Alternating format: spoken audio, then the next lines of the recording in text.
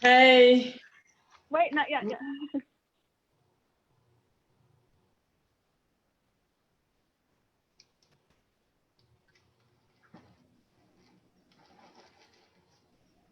We're live. Hey. We are live. Thank you for joining us. We'll just get everybody an opportunity to click on and stream in. Thank you for joining us. Let's just give it a couple of minutes.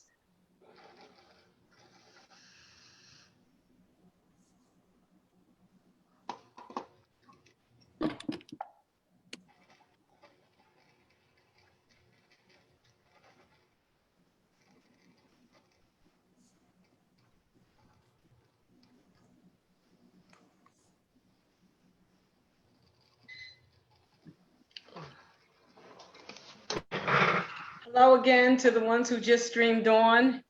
We are live. We're just giving folks time to click in and join us before we get started. So hello to you. Thank you for joining us. Thank you for joining us.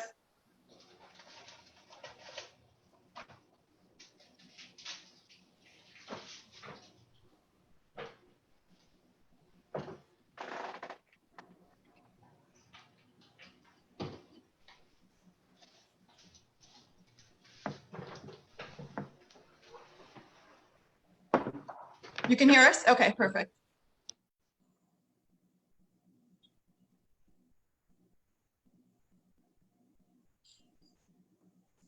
There's an echo. Do any of you have Facebook up right now? No. No. No.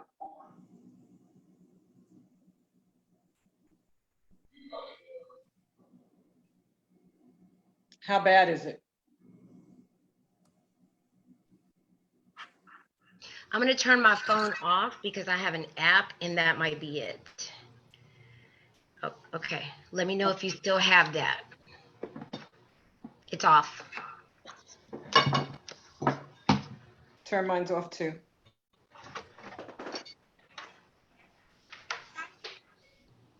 Hello, everyone again. We'll be getting started in a minute or so. I think it's 2:59, 3 o'clock is our on the air time. So just giving those streamers time to roll up on in here and join us for our dialogue, table talk. Amen.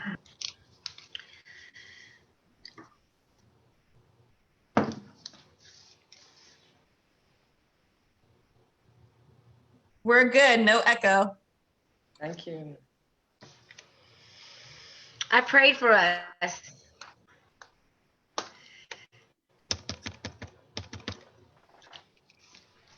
Okay, just a couple of more seconds. We're giving those streamers time to roll on up in here to join us on our table talk today with some powerful, dynamite, Austinite women. It'll be in for a real treat. In for a real treat. We'll give it about 30 more seconds and then we'll get rolling. Thanks for joining us. Come on, click those buttons. Click those buttons. Share us.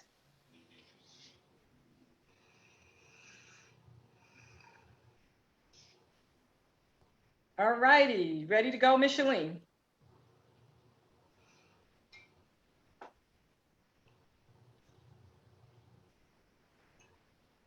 Just waiting for my tech person to give me the okay to get started. She's not giving the okay.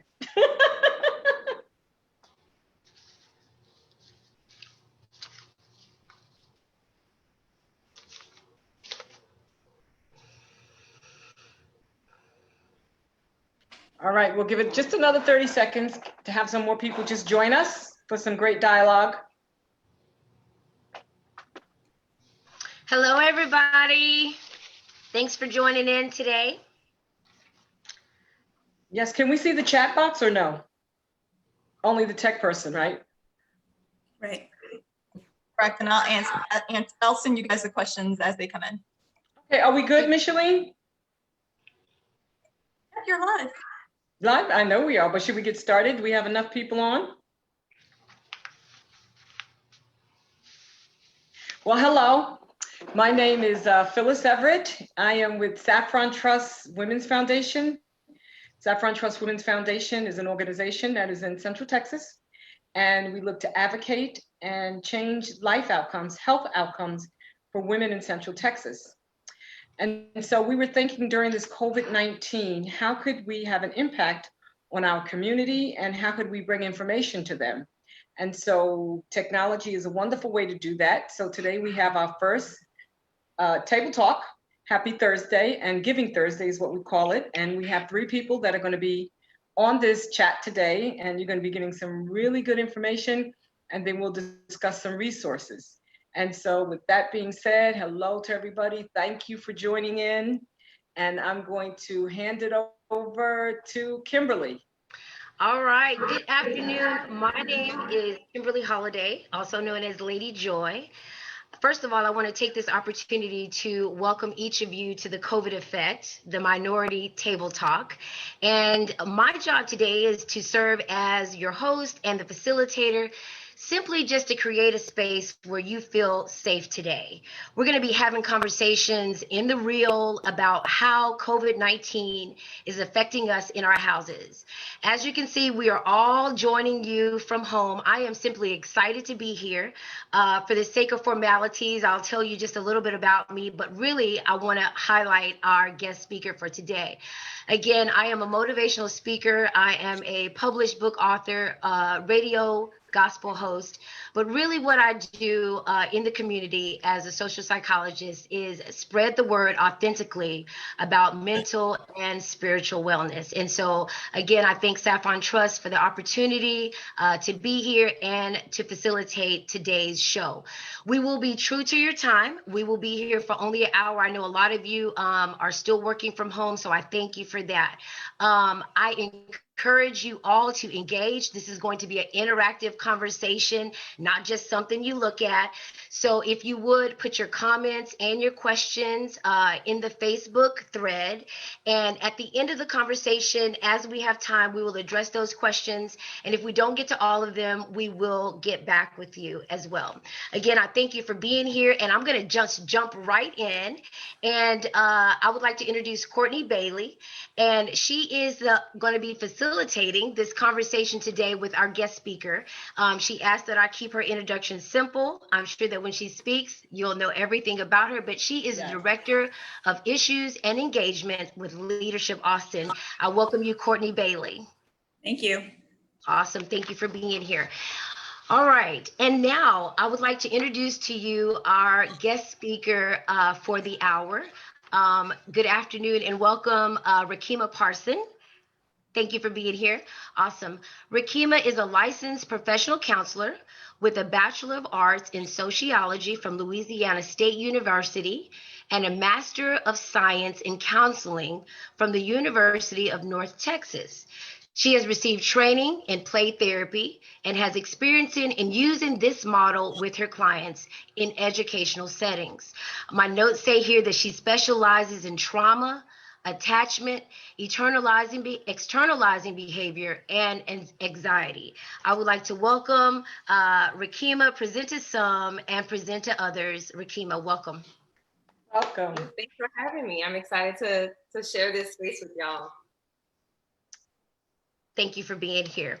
So really, I just want to let you know that we're just going to open up the floor at this time for you to share as you have been led in an authentic fashion. We are really happy to see someone that looks like us here today. And we've invited Courtney, and she's going to be here with us throughout this series in order to facilitate some of the difficult questions that some of us have. Again, I want to let everyone know that you are in a safe place today, and we are so happy to have you here. Thank you, Kimberly. Thank you for the introductions. A large part of our role at Leadership Austin is to help convene and facilitate conversations with people of different backgrounds, perspectives, and lived experience. So I'm really excited to assist in this series and connect with speakers who will provide some key insights and resources for people in our community, especially those who are most vulnerable. So Rakima, let's jump right into the first question. So according to recent research from the New York State Psychiatric Institute, The COVID-19 crisis has combined mental health stressors that have been studied before in other disasters, but which have never been seen consolidated in one global crisis. Given that the current changes in society happen so quickly, what are some common emotional responses to these changes that you've seen? That's a great question. So one thing that I want to start off by sharing is that this happened really quickly, like you said, and this is something that is a shared experience. Everybody in the US, internationally, everybody's experiencing this pandemic. The difference is that it impacts all of us at different levels and in different ways. So it is a shared experience. It's a way that we can even look at it to say, okay, as a community, we're all experiencing this, but its impact on us varies. And so, on one end, we might have a group of people who are experiencing grief and loss related to plans that they had made for the future, in the next couple of weeks or months. I know it's graduation season, Mother's Day is coming up, lots of different things that traditionally we celebrate that people aren't going to get to celebrate in a traditional sense. They can still celebrate them, but it's going to look different than they expected or than they planned. We might be seeing sadness. One of the peak ones is anxiousness, worry.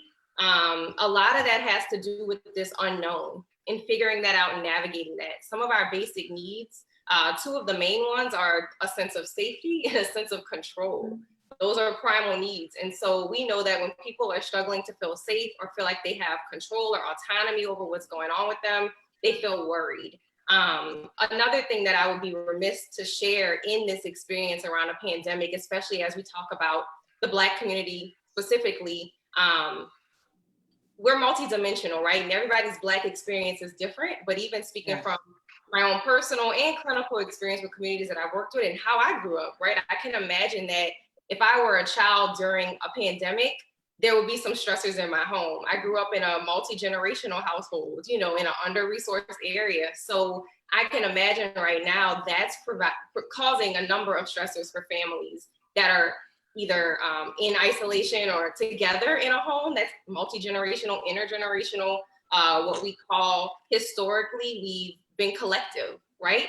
For lots of reasons, right? That's one of our values, but then it's also systemic historical barriers that cause us to have to pull together, to pull resources together, right? And so some of those things are helpful to us, but right now we might all be in that one house together and that could be stressful. That might not feel like a peaceful environment for everybody. There's the other side of it that when we do share and collect together, we might have relatives or friends in a neighborhood that we used to be able to lean on for support, but now we can't do that. And so really thinking about the stressors how that shows up in our culture. Again, we're multidimensional. Everybody's experience is different, but that's just one thing that I've been thinking about given my own childhood experience and the communities that I've served as a therapist, how that might be impacting a lot of things. On the other end, there might be people that are feeling peace and joy and gratitude during this time. And that could be happening too. For some people, they're happy to have more downtime, a slower pace. They might be enjoying, their home might feel safe and it might feel peaceful and they might be enjoying having more time to spend in their home. They might be able to say, okay, I can cook my lunch. That's something I couldn't do before. They might be enjoying not having to commute in Austin traffic, right? So a lot of central people understand what that feels like.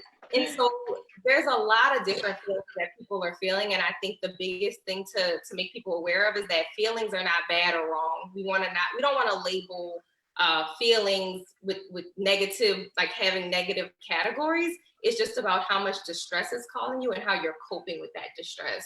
And everybody's going to look different. And you could feel differently from hour to hour, from day to day, right? This is an ever evolving thing. So I just want to validate for people that, again, feelings are feelings, feel them, and then we can talk about ways to cope with them depending on how much distress they're causing. Thank you, Rakima. That was good. Question. For those who are experiencing emotional stress, can you share some coping strategies during this time? Yeah, I think, again, especially thinking about culture, I'm very mindful of that comes up in the work that I do just personally and professionally, right? And so there's not a one size fits all coping strategy. And so when I share with people about coping skills, I always like to give multiple options I want to be mindful of financial resources. I want to be mindful of all of those different things that people may have access to or not have access to, because wellness, mental health is a right? Like we should all be able to access that and do something that makes us feel well. So some coping things that I can think about, I like to think in terms of mind, body, and spirit. So I'll kind of go down the line of that. Yeah, that's good. For mine, I think while if they're calling it social isolation, I like to encourage people to reframe that into physical distancing, right? And so you can still be social. We're being social today. I put on a little lip tint to talk to y'all today, which we do. So that was nice, right? And we're able to kind of come on and throughout planning this, we've been able to socialize more, and I've gotten to know some of you better than I had before. And so you can do that. If people are streaming now, they have access to technology and internet, you know, set up video calls with people that bring you joy, people that, you know, spark that in you. For mine, also be mindful of your thoughts, you know, embrace those things, write them down, figure out what's going on there, and find ways to just spark joy and be creative. I think for body, the same thing, use creativity. Breathing is important. Like our mind and bodies are connected. And so when we're stressed, we find ourselves holding our breath and tensing up. I'm guilty of that too. And I tell people all day to breathe, right? It's just one of those things when we're stressed, we forget to breathe. So it's important to be very intentional about breathing. And so some ways to do that I encourage people that can be cheap and easy, singing, right? That can spark joy. Singing requires you to breathe. So put on your favorite song, and you know, close the bathroom door and sing to the top of your lungs, right? Like that's a good way to kind of practice breathing. Also for adults and children, another cheap way is blowing bubbles. So if you have access to be able to order bubbles, or I know a lot of like grocery stores, they sell bubbles at grocery stores. So when you go pick up your groceries once a week or have them, you know, at the pickup line, throw some bubbles in the cart. It's relatively cheap, and blowing bubbles is another way to kind of practice breathing, you know, breathing out and blowing out, right? So body, and then physical activity. There's a lot of sites online that are offering free or very low cost, like workout apps and things like that, things you can do in the home, but it's important to move. This can impact our sleep as well, like kind of being sedentary a little bit more than we're used to. So get moving, try to find ways to move. Another easy and cheap, low intensity way is a hula hoop, right? Like if you have access. I never thought of a hula hoop. Right? I tend to be a little bit more creative and playful because a lot of my work is with people from ages 3 all the way up. And so I like to incorporate play, and I think everybody can benefit from play, adults too. You had me till you got to the hula hoop. There's no one size fits all. So throw out the stuff that I say that you don't like, and you know, pick up something. The last part of coping would be spirit and looking at that. So for some people, that might be affirmations, and you can find those online, right? For some people, it might be positive, inspiring quotes that spark hope in you. For other people, that might be Bible scriptures, right? So find what works for you that helps to spark hope in you, and do that. And I think one of the last things to think about is that while we've never in our lifetime maybe experienced a pandemic before, most of us have experienced something distressing before. We're resilient. And if you're here today watching, you were able to overcome that. So maybe look at what coping skills you use. And if they were healthy, and that's another thing to point out, use them again. For some of us, we all have coping skills, but they're not all created equally. So being mindful that negative coping skills, we don't want to turn to those. We want to make sure that we're using things that are healthy for our bodies, our minds, and using those. And again, there are different things and resources that you can access to have someone help collaborate with you on how to customize your coping. That's good. Thank you. You mentioned bubbles and hula hoops. Courtney doesn't know what those are. So that brings to like the parents and the children. What is things that parents can do to help their children cope and deal with the changes related to the pandemic, especially those now having difficult conversations with their kids and trying to explain to them why they can't go outside as often or see their friends and things like that. What is some advice that you have for the parents? One of the biggest things for parents, and I always want to start with this, is like to give themselves grace and compassion.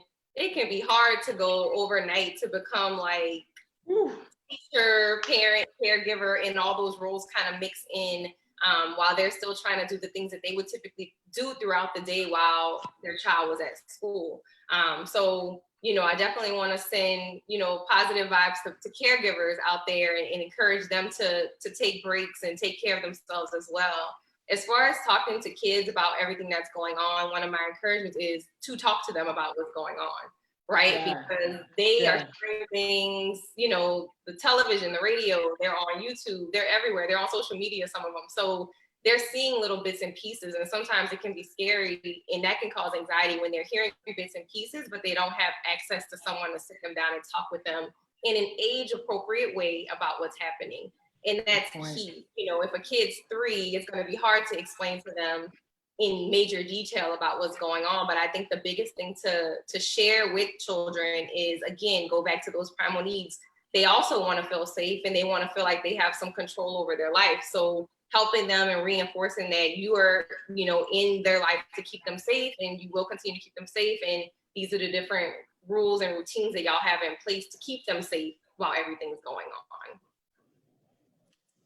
Awesome, thank you for that. So let's keep it real. So anger and emotions are high right during this time. Things are intensified. So what advice would you give to parents on disciplining their youth and managing their own anger?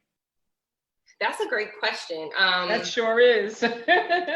You know, even before the pandemic and everything that's going on, that's a big piece too. Everybody's window of frustration tolerance is different. And when things are relatively more stressful or heightened, and when adults and caregivers don't feel a sense of security and safety, there's financial stress, there's all these different things coupled together, their patience can be thin. And so it's important to, one, learn to regulate your own emotions. Again, we're modeling for the children in our lives how to manage stress, how to manage hard times. And so it's important for you, again, to check in with yourself, access resources to help you cope with this time, because you can't give what you don't have. So to the question before, like, help them to cope. Well, as adults, we've got to check in with ourselves and learn to regulate our own emotions. And when we have regulating them, we need to reach out for help to learn how to regulate our emotions or support in some way. And so once you've done that and you've been able to take a pause, I think I encourage parents, disciplining while you're angry is never ideal, right? So take a pause, have a break in between what's happening. You know, I will encourage sometimes, like, you know, say, okay, I need 5 minutes, you know, and just kind of give yourself time to pause before you dish out discipline or however that may look. And then I think with that, when we talk consequences and things like that, in order for there to be a consequence, there had to be some established rule, right? And so I think one of my encouragements to families is that, and caregivers, is you got to start off with the established rule for kids to know what that is, so that when you do give a consequence, it makes sense, right? And so I think a part of this time now, rules and regulations and household things are all shifting and changing. So it might be something that's really helpful to say, okay, I'm gonna get a sheet of paper, you know, a marker, and we're gonna sit down and we're gonna write out 3 things. Keep it simple. You know, 3 things that I expect of you throughout the day, right? If I'm on my work Zoom call, I expect for you to be doing X, Y, Z. Whatever that may look like, or the kids' responsibilities, whatever that they would get a consequence for, they have to know what that is, and how they can meet your expectations. So you have to tell them your expectations. So having that written down somewhere, having it visible, because it can be hard to have to go back and tell them over and over again. What helps with that is to put it somewhere, right? Where they can see it every day, it's up there. And when they come in and ask you that question again that you already answered, you could just point them right back to, hey, you remember we wrote this down? Like, go check it out. Like, you know, and let's questions about that, right? And then limits, right? So when kids are doing things that are triggering to an adult, because adults can be triggered by kids too. just like kids are triggered by adults. So when there are things that are triggering you that a child in your life is doing, I think really acknowledging the feeling that you're having. Also, if the child's doing a behavior, acknowledging their feeling, and then setting that limit by sharing like what the expectation is and what are some alternatives to their behavior. You want to give them alternatives, though. We don't want to just say, stop doing that, right? Because developmentally, sometimes kids have trouble with that. But if you are communicating that expectation and giving them alternatives, that can help mitigate some of the frustration when it comes to, consequences and regulating emotions during this time. That's good. Thank you. So two-part question this time. Do you think that mental health and mental illness looks different for Black people? And if so, what advice would you give providers who are experiencing higher volumes of Black people seeking support? So again, we have to always talk about historical context, right? And that's something that's important to me when we talk about these things. Again, to reiterate, never want to overgeneralize, but historically there has been stigma in our community around mental health, and it hasn't all been just because we wanted there to be a stigma around it. There have been in history medical mistrust for reasons that make sense to the community. So now we fast forward to 2020, and there are more resources. There are more culturally competent therapists. Right. And we've got to have these conversations pretty much as a community to kind of share that there are people that are culturally competent that have a desire to help and support our community. And then also, I don't think that the mental health conditions are specific to a certain population, but I will say that sometimes the way we cope with things or how things show up for us or how we verbalize things are cultural, right? And so I always rule out for trauma. That's a lot of my background and how I work. I understand that growing up in poverty can be traumatic even, right? That's a subset of culture, right? There's certain parts of our culture that clinicians will need to understand so that they can make appropriate recommendations and diagnoses. So I think that's something that is important for us to educate our community at large about, and then also be open as a community to share that information.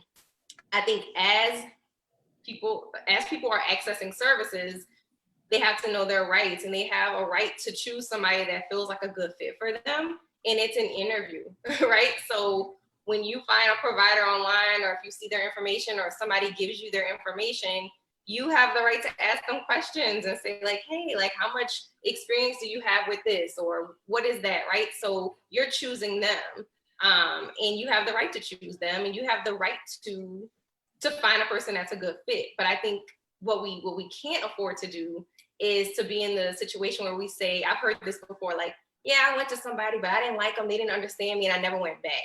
Right? You don't have to go back to that person, but the encouragement is if there's something distressing you and you need to develop these skills, don't quit on the process altogether. You can kind of, go around and find people that are a good fit for you. I think for providers, again, education is key. I think I always encourage my colleagues, different books to read. I'm really interested, especially because I've done a lot of work in educational populations, but the criminalization of Black children and things like that. So those are areas of interest of mine. And I think those are areas of interest that a lot of people are starting to kind of pick up on. But I think there is a responsibility for me as a Black provider to share information with my colleagues. And I know that there are a lot of colleagues that are interested in getting the information. So I think, again, it's just about reestablishing a sense of like, what's my right as a client, and how can I find somebody that's a good fit for me. Like that. I'm going to kick it over to audience questions. But first, you mentioned medical mistrust. Just for those who may not know what that means, can you briefly define medical mistrust and cultural mistrust? So I think to kind of put it in terms that are just more general, there's been things historically, there's been bias, in general with physical health and mental health. And so we might all be able to think of an experience that we've gone. And I was talking to my husband last night, and I was talking about going to the doctor and sharing some symptoms, and they were dismissed. You know, I've experienced that too. We've all kind of experienced those different things, whether it be culture or, again, I grew up and I didn't have access to the best healthcare, right? And so just really looking at like where we're accessing and where we're entering to different services and what that looks like in our communities. And so there are times where we don't feel fully understood, or that our symptoms based on our culture are not completely understood. And so there have been times where people have felt like they weren't getting the services or the support that they would like in a historical context based on racial bias, cultural bias. And so now that's kind of left as remnants. So while, you know, if my grandma experienced that, and I'm raised again in an intergenerational household, and she kind of taught my mom like, hey, don't go and tell those people our problems, they're going to do X, Y, Z, whatever that may be. Then my mom raises me to tell me, don't go and tell those people our problems, because some negative consequence will happen from it. Yes. Which, again, from personal experience going into this field, that wasn't something my family understood. I had never had access to mental health care, and I really wanted to help people in that way. And I had a journey explaining to my family these services and how everything worked for myself. And so I think that's why I'm able to explain it to other people too, because I had to kind of learn it as I went. Thank you. So we're going to look at some questions that we're getting on live. How do you manage and keep teens safe that want to hang out during this pandemic? I think, again, it's about one, as the adult, right? Again, this sense of being safe and staying safe. Sometimes for young people, all of the brain development might not be completely there to understand all the facts, right? And they may not That's a good one. And as adults, there's some things that we're able to process a little differently than young people, or, you know, minors can process. And so I think as adults, it's important to state the facts, set limits, set boundaries, and reinforce those expectations of them, and what you're putting in place to keep them safe is going to be key. Kim or Phyllis, do y'all have a question? First of all, I just want to tell you, thank you, Rakima. Like, all of this stuff that you're offering, I'm like, I'm going to go out and try that for myself. We all need this. And just your presence today has helped me to calm down. There is a lot of anxiety associated with the pandemic. Many of us, and I always really like spiritually undress myself. I'm not talking about anybody else. I'm talking about myself. Stuff. Post-traumatic stress disorder has been like on a whole new level, right? So I just want to put that out there. And then the thing is that there's this term around self-care that is so common that everyone was throwing around. And now self-care is looking way different during the pandemic. Yes. Right? I don't know if I have a question or if I'm more saying something too, and that is that it looks different. And I want to kind of dispel this myth that self-care is expensive.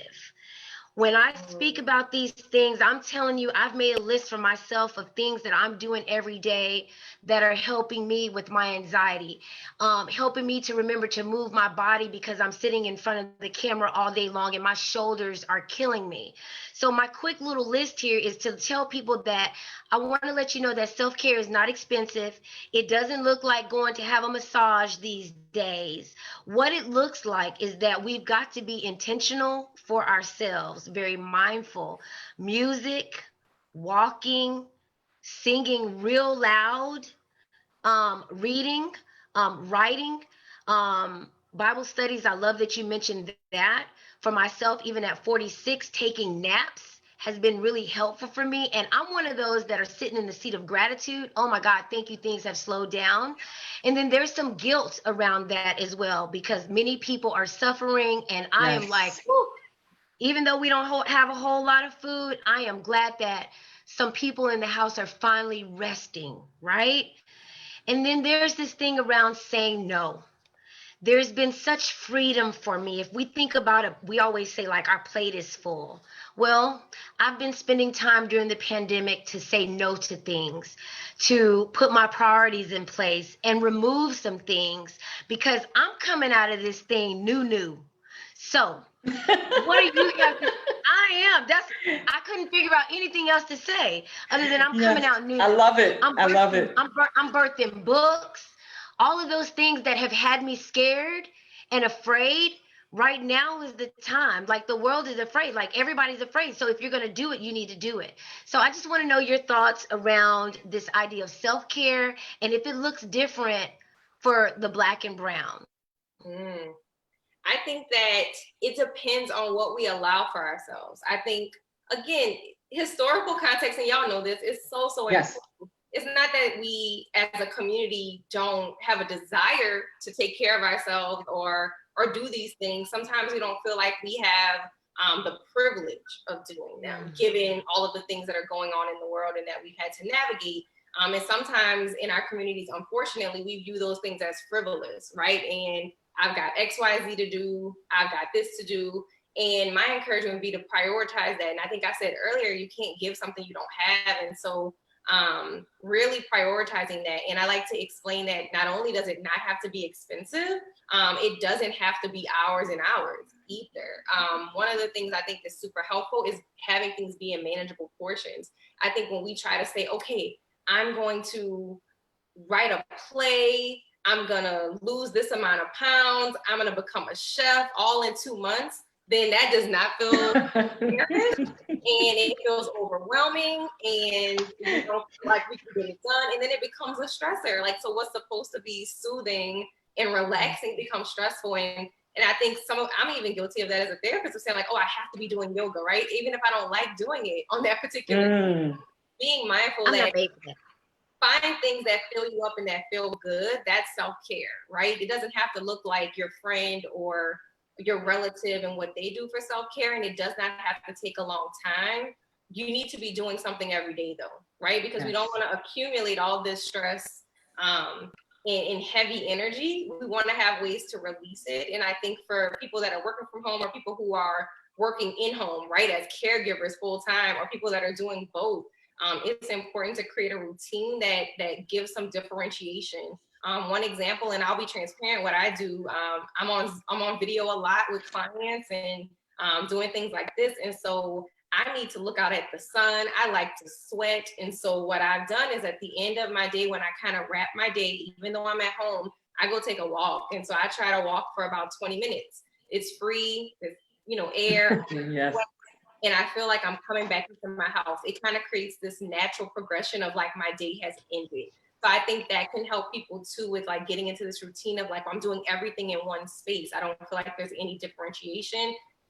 Walk out of the door and walk back in, like do whatever to do to feel like there's closure to that day. Thank you for that. I just want to tell people, like, even with the hula hoop, if you can't hula hoop on your hips, take it to your foot. I can do that. And so, like, what you talk about, girl? Aerobics, you have to figure out low impact for yourself. So thank you for reminding me that even though my body type might not be made for yoga, there are still some stretches that are necessary for me. So thank you for that. I think, go ahead, Courtney, do you want to answer that question, that last one that came in? Yes. Do you want to ask that question? Good, yeah. So someone asked, do you think Black people won't explore and receive social services due to stigma on the Black community?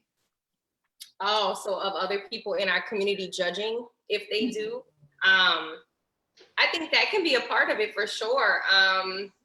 Yeah, again, just thinking about just different things that I've heard over the years in work, and then also my personal experience as a Black woman, as a therapist, and even going to people and sharing what I do for a living. And sometimes you get these, like you get little comments or you get these different things, or they may say, hey, have they prayed enough? Or have they done this, right? Like these things that are part of our community that are great when we do them. But I think we have to start to work to figure out how to integrate them together so that you don't feel like, okay, if I'm going to therapy, I'm ignoring this other part of me that I believe is valuable too, or in order to be all things in this area, I can't do therapy. We got to find a way to integrate them. Because again, and this is one y'all probably heard before, but we wouldn't tell someone with a physical ailment not to access, medical treatment for a physical ailment. It's the same thing with our mind. There's a mind-body connection. And so we really want to to kind of merge those together to be well. But I do think that is a part, the stigma in our own community. Again, we know where it comes from though. It's not because we just don't want to do the services. There's a level of information and education that we maybe didn't have access to before. And that's why platforms like this is good to kind of put a face with a name of somebody who is doing this work, and also kind of make it relatable so people see, like, you know, I'm not using a lot of clinical jargon in this. I don't in my presentations. And I think that's important too, so people can see that there is this level of relatability when they enter into a therapeutic relationship. That's real. Thank you for that. Phyllis, I cut you off. Did you want to say something? Oh, no, I was just going to mention the same link that came up, Courtney, but you caught that with that question about us being hesitant to go to see someone because culturally, you know, we have the stigma that's related to African Americans. So that was a good question, and I'm glad Rakima answered that. Thank you. Okay, cool. I have one more question, and then I want you to be able to share some resources, Rakima. So there are parents and caregivers who they have to work. They still have to work, right?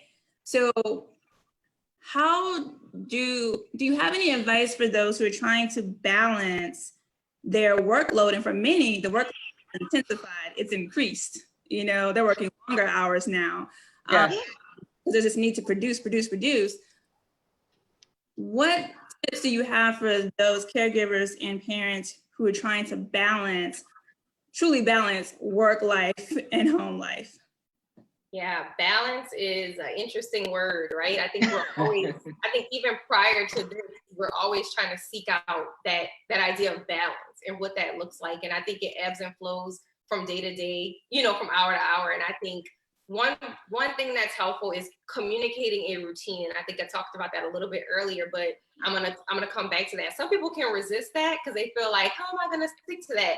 But I want to challenge the belief that, you know, that a routine has to be super clunky or it has to be super minute to minute.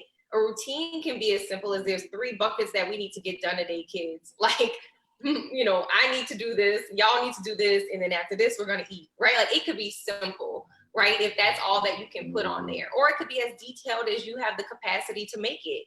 But I think communicating that is gonna be important so everybody knows their role in the house, delegating roles to people in the house, age appropriate, of course, but there are things that, you know, can keep someone busy that's a little one that maybe you can give them as a task while you work on a 45-minute project, right?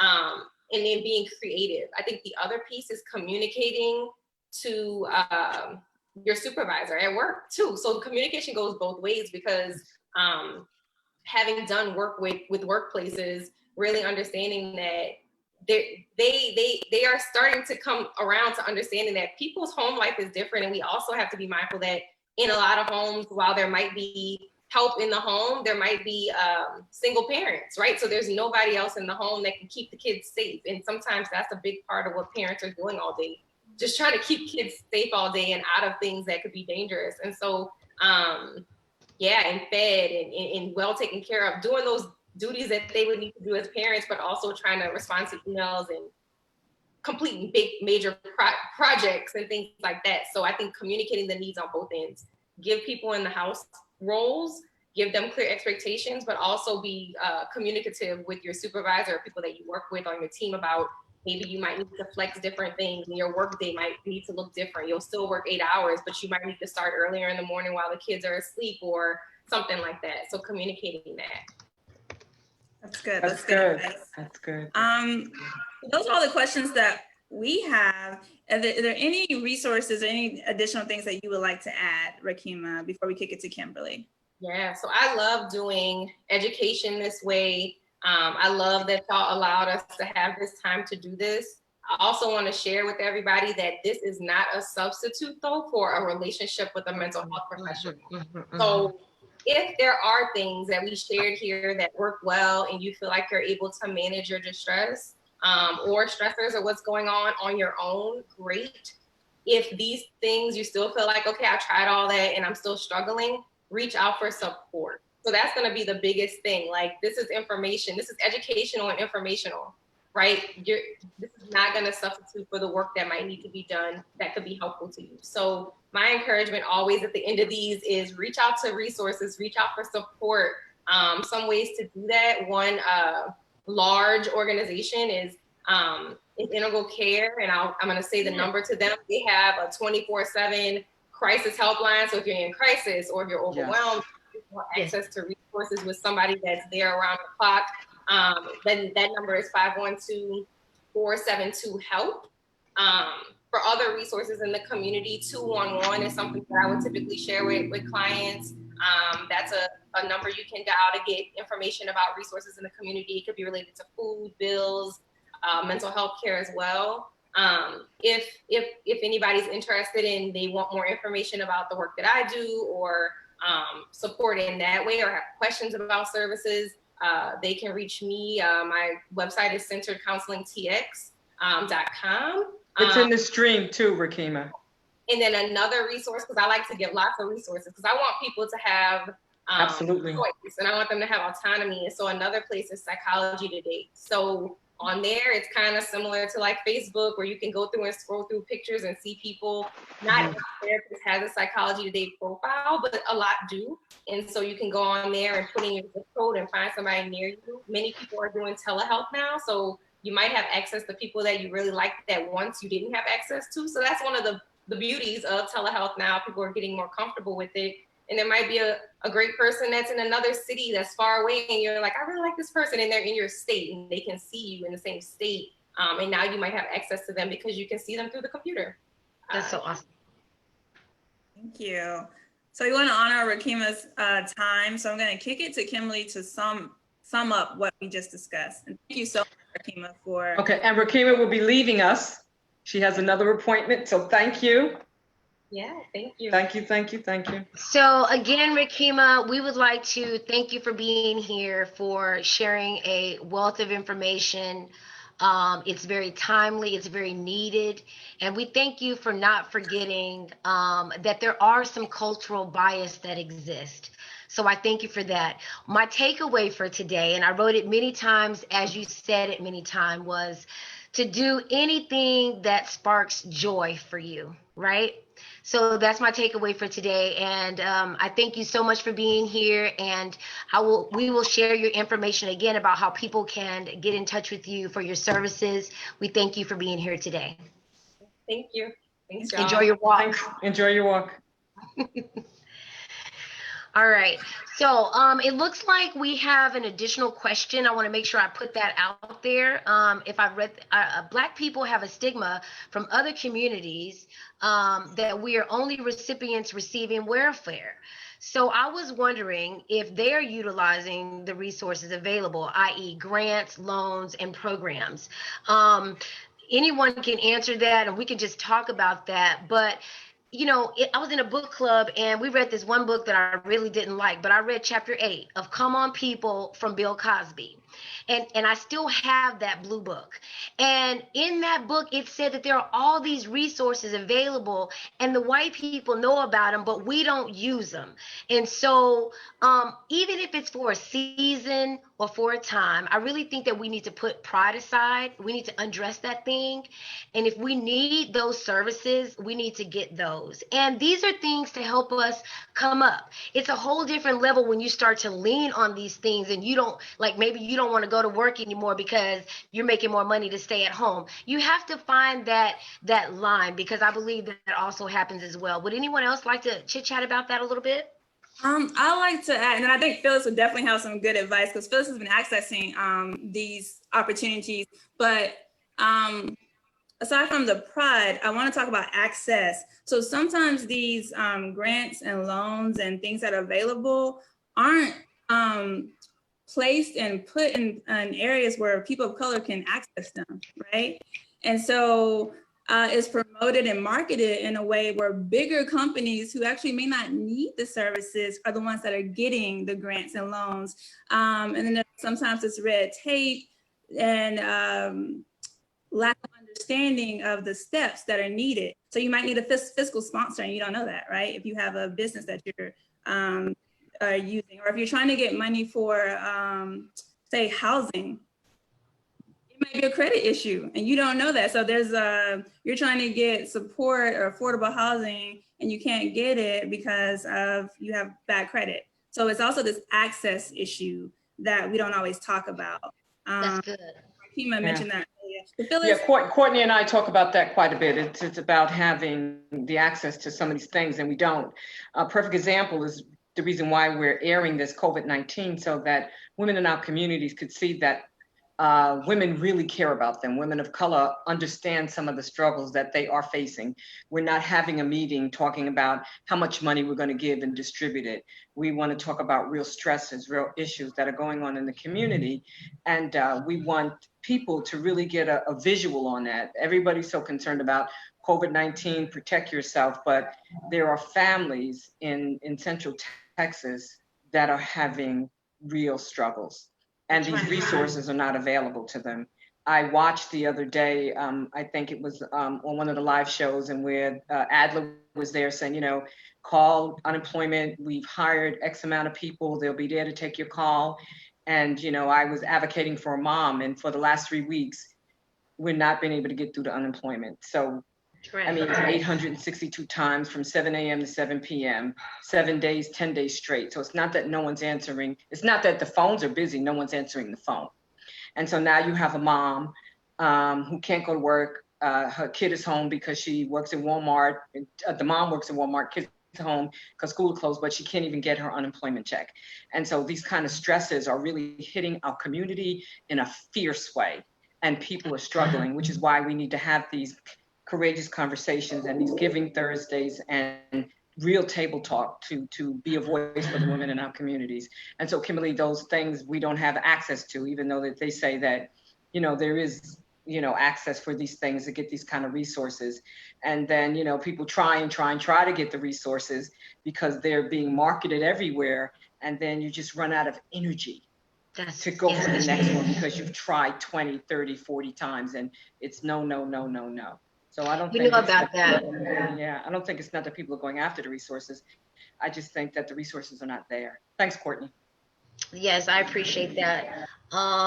Thank you for that. So, Rakima mentioned that Integral Care is offering help. I want to make sure I echo that again. That number is 472-HELP. Again, Yes. That's 472-HELP. And then there's the Calm app. That's free, just to give you a little bit of breathing. Remember, those bubbles are not really expensive. Yeah, I love bubbles. Bubbles and hula hoop. Bubbles and hula hoops, baby. And then also I want to make sure I let you know that PBS Austin is also offering at-home learning for pre-K through 12. Yeah, and that's also in the that should be in the live feed. Yes, that should be in the live feed. Yes. All right. Also, as I'm honoring your time, it's about 10 minutes to 4 o'clock. And as I said before, we were going to be true to your time because we honor you and we thank you for being here. So if you haven't already liked Saffron Trust Facebook page, we encourage you to go ahead and do that now. This click is those buttons. Click. Yes. Click. This is the first of 6 series. So we'll be here every Thursday, same time, same place at 3 o'clock for 1 hour. I'm calling it the Power Hour. So like our Facebook page. Yes, it's Thankful Thursday, baby. And I got so much to be grateful for. And I'm grateful for the fact that we, you know, this technology thing has really stretched us. There are so many things that I'm afraid of, but because of COVID, I have learned so many things in the last 2 weeks. I've cried through them. I've screamed through them. But guess what? Look, here we are, Phyllis and Courtney. We've done this thing. Here we are. And so this is just a small example to celebrate the baby steps. And so, Ms. Phyllis, I thank you throughout this entire process. When you created the vision, it just came to you while you sat on your orange couch. And here we are now on the other side.